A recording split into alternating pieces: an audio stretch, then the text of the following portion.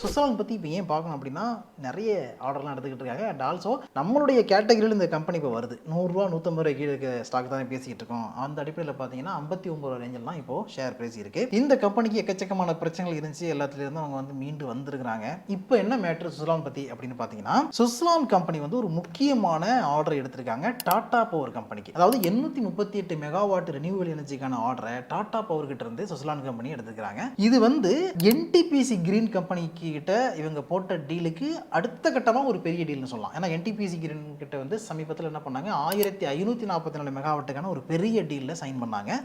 அடுத்ததாக பார்த்தீங்கன்னா இப்போ டாடா பவர் கூட சைன் பண்ணியிருக்காங்க. ஸோ இந்த ரெண்டு ப்ராஜெக்ட்டுமே எதுக்கு கீழே வருது அப்படின்னு பார்த்தா எஃப்டிஆர்இ அப்படிங்கிற ஒரு கான்செப்ட்டுங்க. அது என்னன்னா ஃபர்ம் அண்ட் டிஸ்பேச்சபிள் ரினியூவபிள் எனர்ஜி அப்படின்னு சொல்லுவாங்க. இது என்னன்னா round the clock grid stable green power அப்படின்னு சொல்றாங்க. ஸோ விண்மில் தானே, எப்போ காத்தடிச்சாலும் சுத்த போகுது, சுத்துனுச்சுன்னா கரண்ட் ஜென்ரேட் ஆக போகுது அப்படின்னு சிம்பிள் எடுத்துங்க. இப்போ இந்த 838 மெகாவாட் ப்ராஜெக்ட் எடுத்திருக்காங்க இல்லையா டாடா பவருக்கு, அதுக்காக சுவிட்சர்லாந்து கம்பெனி என்ன பண்ண போகுதுன்னா 266 அட்வான்ஸ்டு S144 டர்பைனை அக்ராஸ் 3 ஸ்டேட்ல இவங்க பண்ண போறாங்க.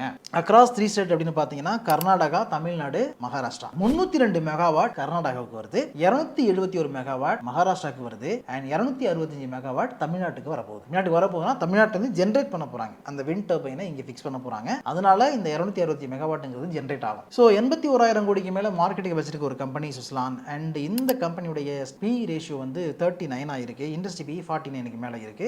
அப்போ இண்டஸ்ட்ரி பியோட கம்மியாக தான் ட்ரேட் ஆகிட்டு இருக்கு. 85 ரூபா அதிகபட்சமாக போனது 52 வாரங்களில், இறங்கினது 46 ரூபா, இப்போ 59 ரேஞ்சில் ஸ்டாக் பிரைஸ் இருக்கு.